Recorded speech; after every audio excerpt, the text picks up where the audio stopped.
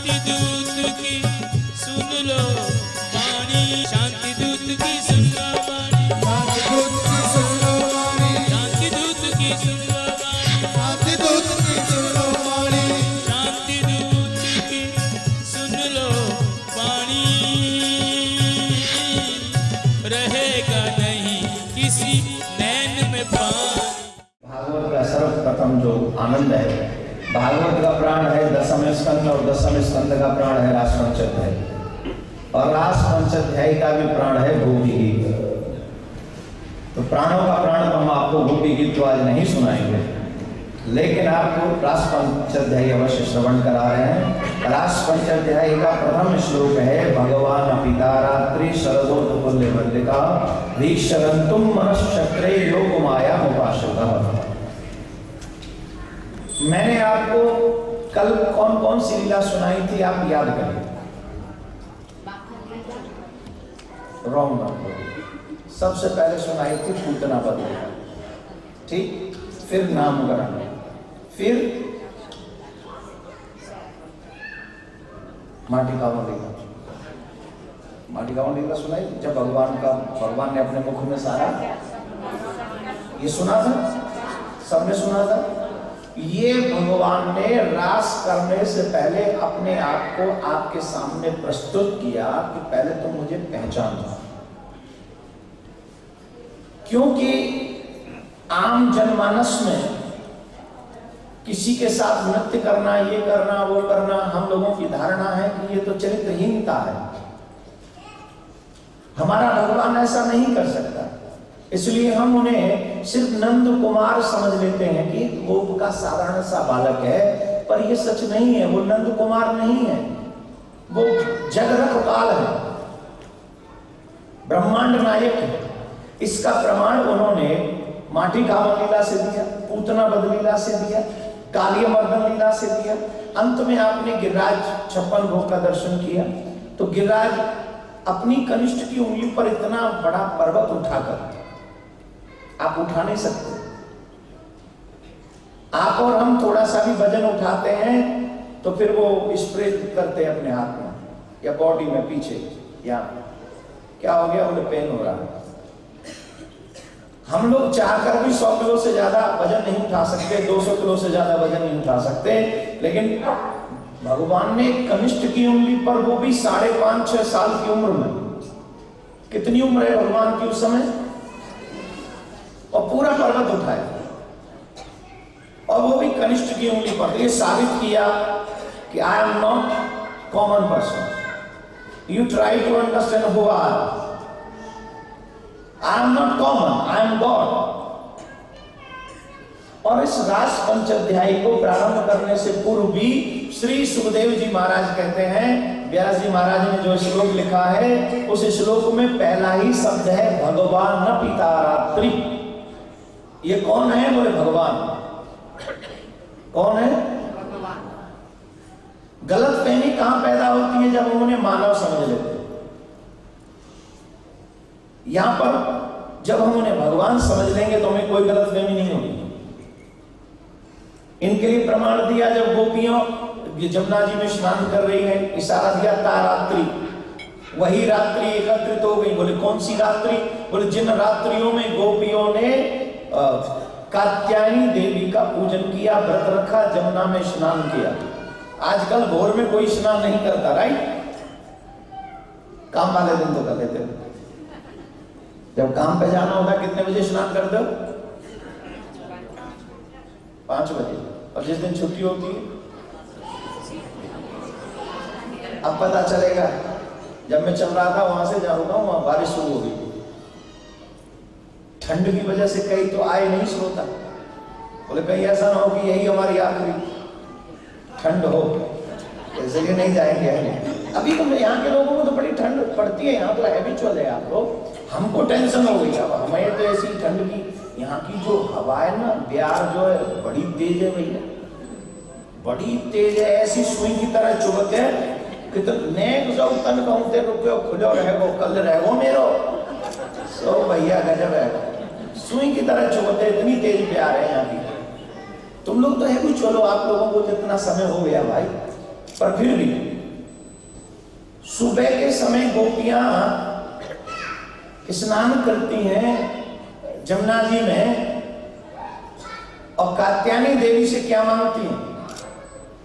कात्यायनी महामाये महायोगिन्नधीश्वरी नंद गोप सुतम देवी पति में कुरुते नमः। कात्यायनी देवी पूछ रही कहा चाहिए? बोलिए नंद कुमार को जो लाला है ना वो हमें पति के रूप में मिल जाए, ऐसा वरदान दो। वो लाला है छोटो सो 5 साल के बच्चे को कोई पति के रूप में चाहेगा? 20 साल की जितनी भी यहाँ पर बैठी हैं या जो ओल्ड हो गई हैं, 5 साल के बच्चे को आप देख के कह सकती हैं हमें पति के रूप में चाहिए? जवाब दीजिए, आपको देना पड़ेगा, जवाब देना पड़ेगा। क्यों नहीं कहोगे भाई? अरे बच्चा है पर गोपियां तो मांग रही हैं, क्योंकि गोपियों की सोच मेरी और आप जैसी नहीं है। गोपियां जानती हैं is not common, it not like us, हम और आप जैसे वैसा नहीं है। तो वो जानती है ये ब्रह्मांड नायक है और ये पति के रूप में किसी को मिल जाए उसकी किस्मत खुल जाए। अब संसारिक पति के लिए कोई व्रत रखता है? छोटे से बच्चे, और फिर वो शादीशुदा भी व्रत कर रही है, अनमेरिड ही नहीं। जो एक बार देख ले बस यही चाहे कि हमें मिल जाए। अब भगवान का प्राप्ति के लिए व्रत तो करना ही पड़ेगा। जब तक नियम व्रत नहीं करोगे तब तक हमें भगवान क्यों नहीं मिलता? प्रश्न उठता हमें भगवान आज तक क्यों नहीं मिला, जबकि हम भी बचपन से लोटा ढाल रहे शिव जी के। मंगलवार को हनुमान जी को मनाते हैं, सोमवार को शिव जी को मनाते हैं, शनिवार को शनिदेव को मनाते हैं, रविवार को जो मिल जाए भगवान को इसको मनाते हैं, सबको मनाते हैं। पर कोई भगवान आज तक नहीं आया। क्यों नहीं आया? उसकी सीधी सी वजह है कि अभी तक हम लोग न तो कोई नियम करते हैं, न संयम करते हैं, न व्रत करते हैं, न तप करते हैं, न दया रखते हैं, न दान करते हैं। दान भी मतलब के लिए करते हैं, धर्म के लिए नहीं करते हैं। नियम व्रत तो है ही नहीं। एकादशी का व्रत कौन कौन रखते हैं? मैं हमेशा कहता हूं एकादशी का व्रत रखो, बहुत श्रेष्ठ व्रत है। और जो एकादशी का व्रत रखते हैं, हमारे शास्त्रों में ऐसा कहा गया वो कभी नरक में नहीं जाते। जो एकादशी का व्रत रखते हैं, ओ माय गॉड ऐसा है? हाँ हाँ सच है, यही सच है। तो एकादशी का व्रत रखो, लेकिन एकादशी का व्रत किसके लिए रखें? बोले ईश्वर प्राप्ति के लिए रखो। उन्हीं के लिए व्रत करना शुरू कर दो। एकादशी का व्रत है हमें ईश्वर मिले, इसके लिए हम व्रत रखेंगे। कभी ना कभी तो वो व्रत पूरा होगा। अब गोपियां निर्वस्त्र स्नान कर रही हैं जमुना जी में। कन्हैया वस्त्र उनके उठाते हैं और जमुना कदम के वृक्ष पर चढ़ जाते हैं। गोपियां कहती है कन्हैया वस्त्र दे दो, कन्हैया कहते आके ले लो। बोले महाराज ऐसे कैसे ले ले? आप यहाँ बैठे हो, आप यहाँ हो। बोले गई भी तो थी ऐसी, जैसी आने के लिए डर रही हो वैसे गई भी तो थी। बोले महाराज तब तो यहाँ आप नहीं थे। बोले तुम्हारी गलतफहमी है। ऐसी कौन सी जगह है जहां मैं नहीं हूं? ऐसी कौन सी जगह है जब मैं नहीं हूं? ऐसा कौन सा समय है? वल्लभाचार्य जी महाराज कहते हैं सर्वम कृष्णमयम जगत। आज जगत गुरु शंकराचार्य जी महाराज कहते हैं सर्वम खलविदम ब्रह्म। और आपकी भाषा में कहूं तो गॉड इज एवरीवेयर। ये बात जल्दी समझ में आ गई होगी। कौन सी? God is not in temple, in your house also, not only house, in your heart also, everywhere, your inside, my inside. कहां नहीं? He is everywhere. भगवान कहते तुम कैसे करती हो? मैं यहाँ नहीं, मैं तो हमेशा था, मैं तो हमेशा रहता हूं। ऐसी कौन सी जगह है जहां मैं नहीं हूं? ये तो तुम्हारी गलतफहमी। बोले महाराज फिर भी अब हम कैसे आए बताइए। बोले एक बात बताओ, तुम जमुना जी में निर्वस्त्र स्नान करने गई तो तुम्हें बाहर आना पड़ेगा। बोले संसार क्या कहेगा? बोले जब तुम संसार की चिंता करती हो तो तुम संसार को बनाने वाले से कभी नहीं मिल सकती। हमारे और आपके बीच में सबसे बड़ा रोड़ा क्या है? ये संसार। क्या है? जोर से बोलिए। कल मैंने कहा था घूमट करो, बहुत सारी गोपियों ने घूमट किया। पर जिन्होंने नहीं किया उनके बीच में कौन आ गया? सच बोलो, मैंने सबसे कहा नाचो, सब नाचे, लेकिन जो नहीं नाचे उनके बीच में कौन आ गया?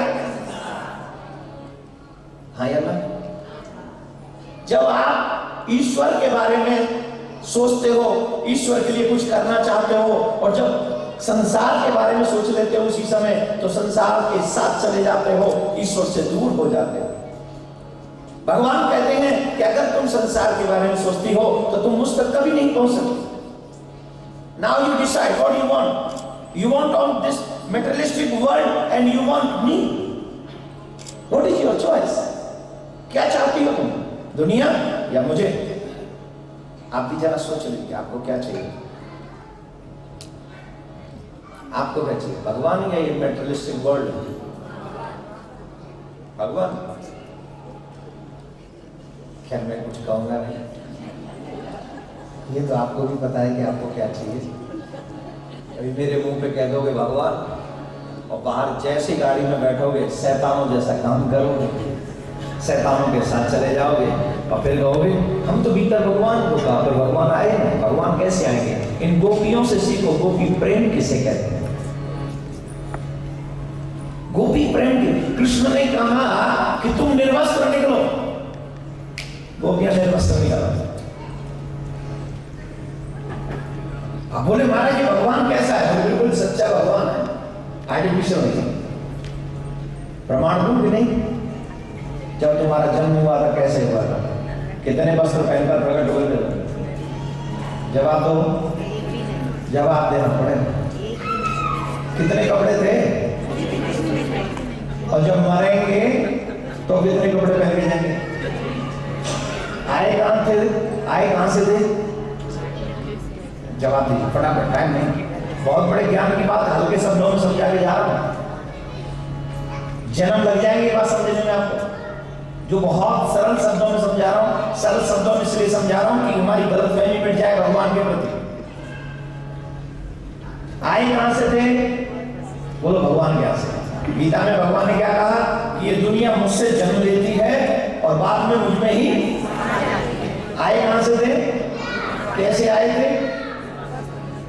बोलो। निर्वस्त्र। जाएंगे कहां? कहां जाएंगे? कैसे जाएंगे?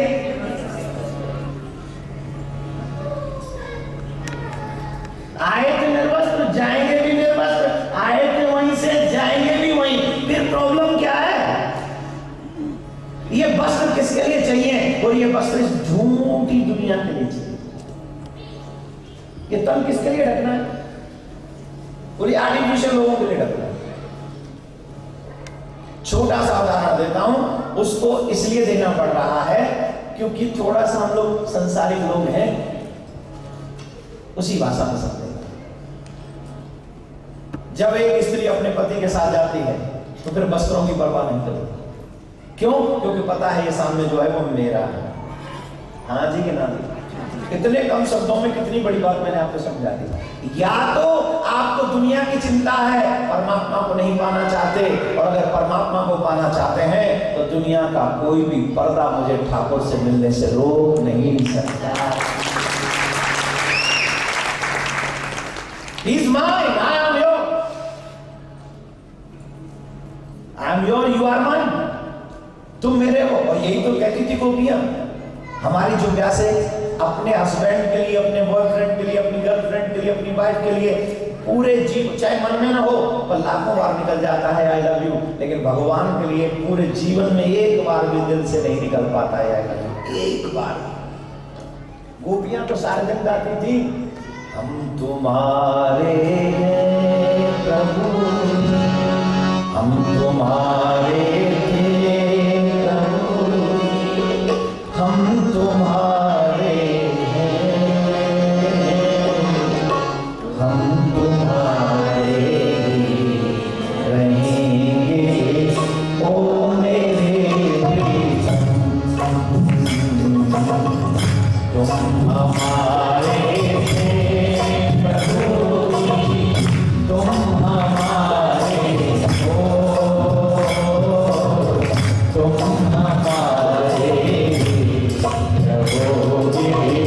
Oh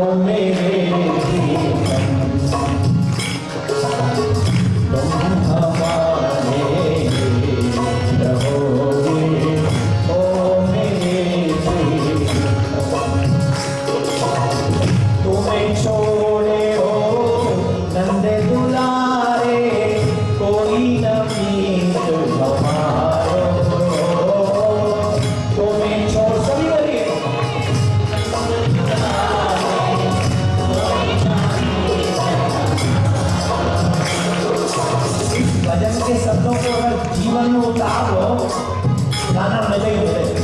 मेरे साथ गा के देखिए। तुम्हें छोड़े हो नंद दुलारे, कोई ना मीत हमारो। तुम्हें छोड़े हो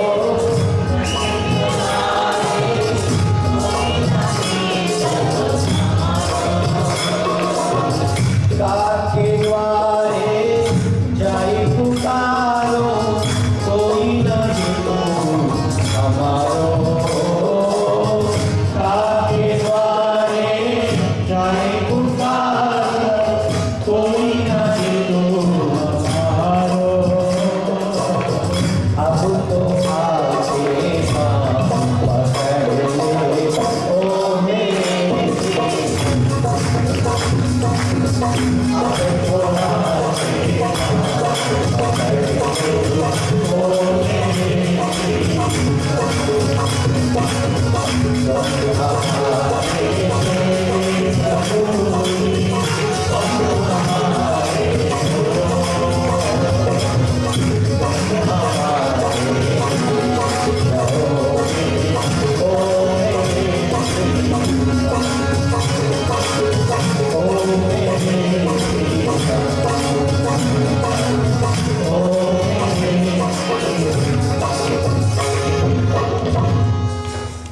संसार में भगवान के सिवा तुम्हारा शुभ चिंतक कोई था नहीं, कोई है नहीं और कोई आगे,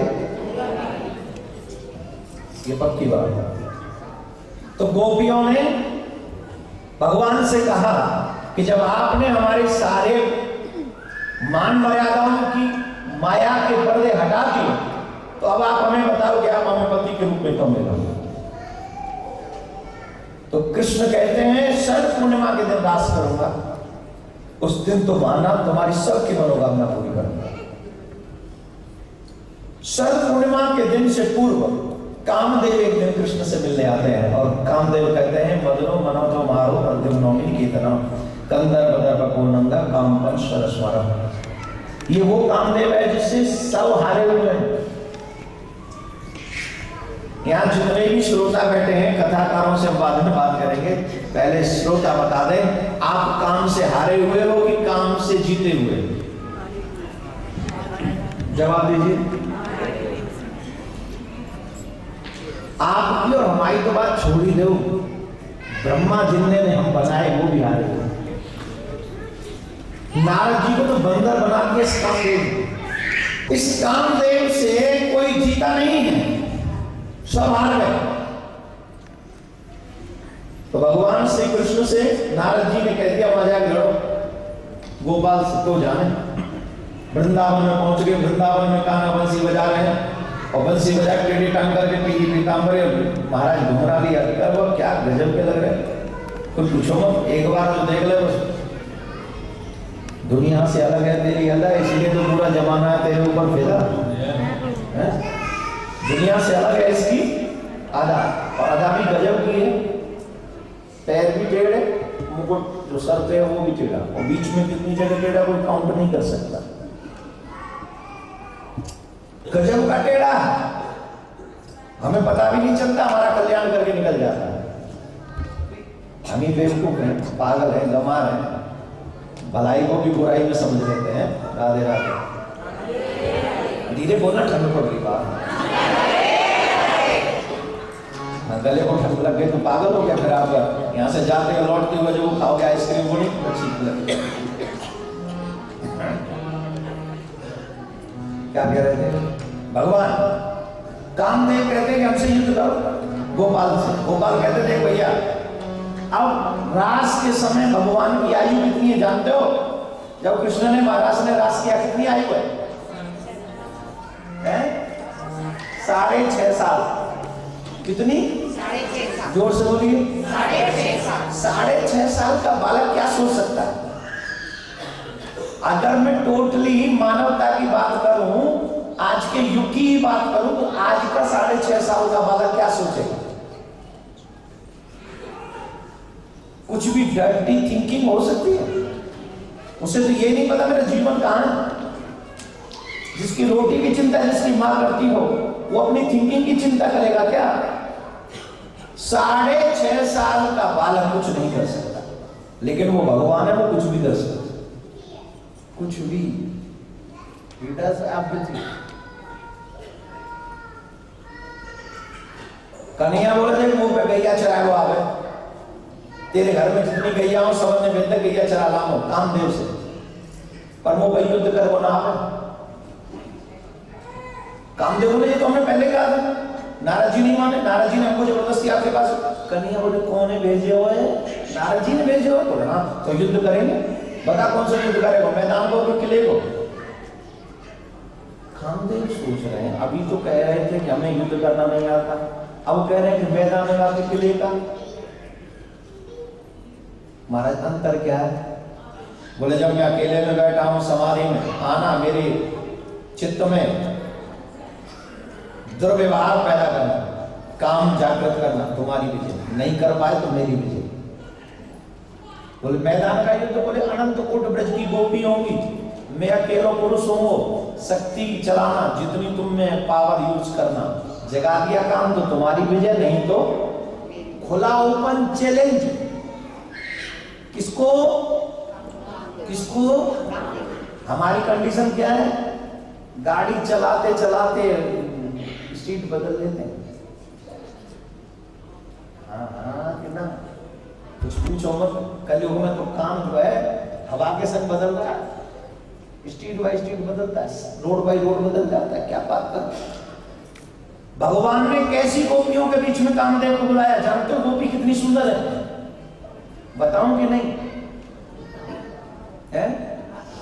यहाँ जितने सुंदर लोग बैठे हैं सब ने इकट्ठा कर लो, एक जगह एक सुंदर बना लो, वो गोपी के चरण के अंगूठा की धोवन के बराबर भी सुंदर है। कि जितने सुंदर फेस अपने आप पे ठहरा के चलते हैं ना, इंक्लूडिंग मैं भी कभी कभी अपने आप को सुंदर समझता हूँ, उसमें क्या बुरा है? कभी कभी समझता हूँ मैं स्वयं, कभी कभी वो लोग कहते हैं आज बड़े हैंडसम लग रहे, उस समय लगता है कि यार हम लग तो रहा हूँ, लेकिन बाद में तुरंत एहसास भी हो जाता है, डोंट वरी बेटा, ए माटी के पुतले के दिन माटी में मिल जाएगा, तेरी खाक में तरी रह जाएगी, शुक्रिया, कोई पूछने वाला नहीं है। तो जितने भी लोग यहाँ बैठे हैं सबकी सुंदरता इकट्ठी करो एक जगह, तो भी हम गोपियों के नाखून की धोवन के बराबर भी सुंदर नहीं है। तो एक गोपी कितनी सुंदर थी बताऊं कि नहीं? सही बताओ। जितनी भी दुनिया में सुंदरता है, पूरे विश्व में जितनी सुंदरता है, उस सुंदरता को एक जगह प्रकट करो, तब जाके देवलोक की एक अप्सरा उत्पन्न होती है। ये जितनी भी मिस वर्ल्ड घूम रही है, एक बार तो मुझे बड़ी हंसी सी आई, एक बार एक मिस वर्ल्ड बना दी भयंकर काली, इतनी कारी महाराज तय को पैदा भी शर्मिंदा। हम मैंने कही ये मिस वर्ल्ड है, मैंने होगी कोई और थिंकिंग किया तो क्या, लेकिन जितनी भी बाकी सुंदरता पूरी दुनिया, उन सब सुंदरता को एक जगह रखो, उसमें एक स्वर्ग की अप्सरा होती है, इतनी सुंदर।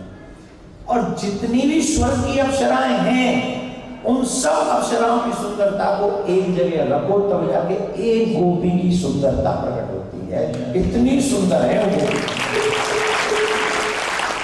अब राधा और कृष्ण की सुंदरता की चर्चा तो हमारे बाप की भी बस की बात नहीं, बड़े बड़े ज्ञानियों की बस की बात नहीं जो कर लेंगे। जब गोपी इतनी सुंदर है, तो भगवान सर्वेश्वर श्री कृष्ण और सर्वेश्वरी श्री राधा इतनी सुंदर होंगी, कोई वर्णन कर नहीं सकता। इतनी सुंदर है वो व्रत की गोपी।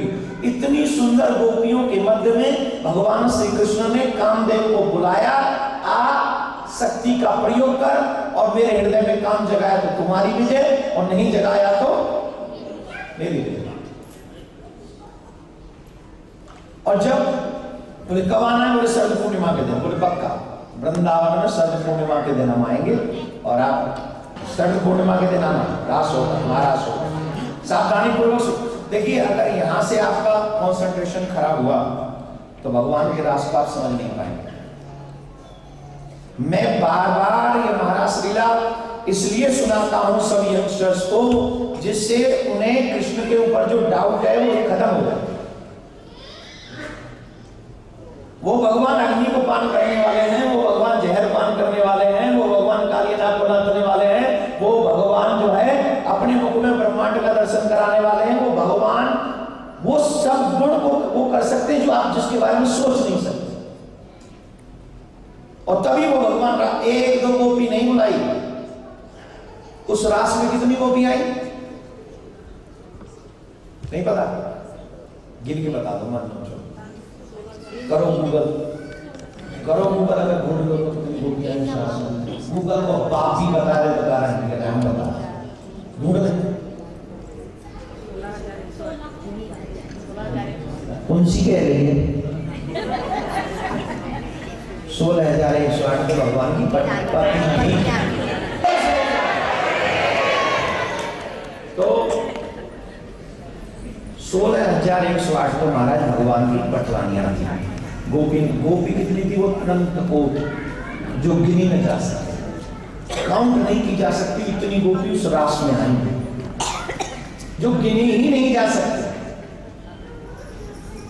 बोलो, और एक गोपी कैसी आई? कुछ पूछो मत।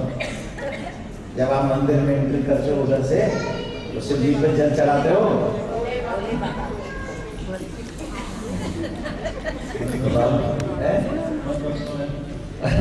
बाबा भोलेनाथ बोले, देवी जी पार्वती मैया श्रृंगार कर रही थी, बाबा ने पूछी कैसे? कि तो श्रृंगार तुमने हमारे का तो करो ना, कछुआ प्लानिंग है, बोले हाँ जी प्लानिंग है। कहा बोले वृंदावन में महाराज हो रहा है और उस महाराज में सम्मिलित होने के लिए मैं वृंदावन जा रही हूँ। बोले अकेली जा रही हूँ? हाँ अकेली जा रही हूँ। बोले क्यों? मैं भी चलूंगा। पार्वती मैया बोली वहाँ पुरुष नहीं जाएंगे, सिर्फ स्त्रियों का प्रवेश है। तो बाबा बोले अच्छा कच्छू है जाए रास में तो हम भी चलेंगे, कच्छू है जाए रास में तो हम भी चलेंगे। कह क्यों कहा है वहाँ रास में? दोनों हाथ ऊपर करिए, मैं सिखाना तुम्हारा नचना। ऊपर करो दोनों। दुनिया की शादी में नाचे हो कि नहीं? बहुत नाचे हो, इससे कि तुम की होगी। ऊपर करो दोनों हाथ। आज मेरे श्याम की शादी, आज मेरे श्याम की शादी, और रुक्मणियों को सिखावे, और रुक्मणियों को सिखावे, मुझे खाना मिल जावे, मुझे खाना मिल जावे, मुझे खाना मिल जावे, मुझे खाना मिल जावे।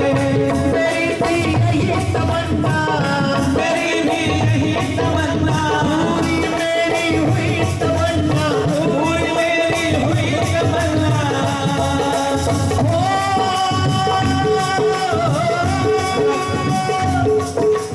आज मुझे ये लगता है संसार की साथी, आज मेरे श्याम की दादी है,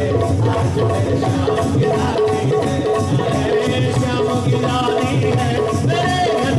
की दादी है, वो श्याम की शादी है, मेरी आज मेरे श्याम की शादी है, आज मेरे श्याम की शादी है, आज मेरे श्याम की शादी है।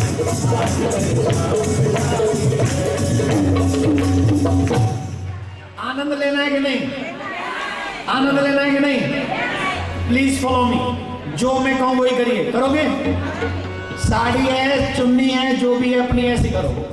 टीवी पे देखी भी नहीं, सर के ऊपर से सभी लोग, भाई लोगों पे भी कुछ हो तो नहीं तो कोट को ही कर लो। हाँ अच्छे लगोगे। ऊपर अरे ऐसे करो ना खोल के, साड़ी ऐसे करो, चुन्नी ऐसे करो, पूरा दिखना चाहिए कलरफुल। मैं वीडियो भिजवाऊंगा आपको, देखना पड़ेगा जब का है। पूज्य महाराज श्री का स्वप्न विश्व में शांति और घर घर में भगवान के नाम का वास, इस संकल्प को एक महाअभियान बनाने का बीड़ा उठाया है श्रद्धेय शांति दूत श्री देवकी नंदन ठाकुर जी ने। भौतिकता के दौर में भटक रही युवा पीढ़ी को भी अपने महाअभियान से जोड़कर उनको भी भगवत भक्ति के रस से सराबोर करने का दृढ़ निश्चय किया है महाराज श्री ने। साथ ही विश्व शांति सेवा चैरिटेबल ट्रस्ट महाराष्ट्र की अध्यक्षता में अंतर्राष्ट्रीय स्तर पर भगवत भक्ति के प्रचार के साथ मानवता की सेवा के लिए भी प्रतिबद्ध है। जरूरतमंदों की सहायता और विषम परिस्थिति में महाराष्ट्र ने सदैव सबके लिए अपना हाथ बढ़ाया है। आप भी श्रद्धेय शांति दूत श्री देवकीनंदन ठाकुर जी के महाअभियान में अपना पुनीत सहयोग प्रदान कर सकते हैं। फाउंडर मेंबर 5,51,000 रुपए, समिति मेंबर 2,51,000 रुपए, कार्यकारिणी मेंबर 1,21,000 रुपए, सहकार्यकारिणी मेंबर 51,000 रुपए, आजीवन सदस्य 1,100 रुपए। आप अपना सहयोग विश्व शांति सेवा चैरिटेबल ट्रस्ट के भारतीय स्टेट बैंक मथुरा शाखा के खाता संख्या 3088094445 में जमा करा सकते हैं। मासिक पत्रिका शांति संदेश एवं महाराष्ट्री द्वारा गाए हुए सुंदर सुंदर भजनों की सीडी व श्रीमद् भागवत कथा एवं श्री राम कथा के डीवीडी सेट प्राप्त करने के लिए संपर्क करें। ज्योति music company, Shanti Seva Dham, Jhatikara, Vrindavan road, Vrindavan, Mathura, Uttar Pradesh. Phone number 0735111221, 0735111331। Delhi कार्यालय C5/90, first floor, sector 6, Rohini, Nai Delhi 110085। Phone number 01147564008। Mobile 9212210143। Website www.vssct.com, www.shantisevadham.in। Email info@vssct.com। Twitter DN/Thakur/G। Facebook Devkinandan Thakur ji VSSCT।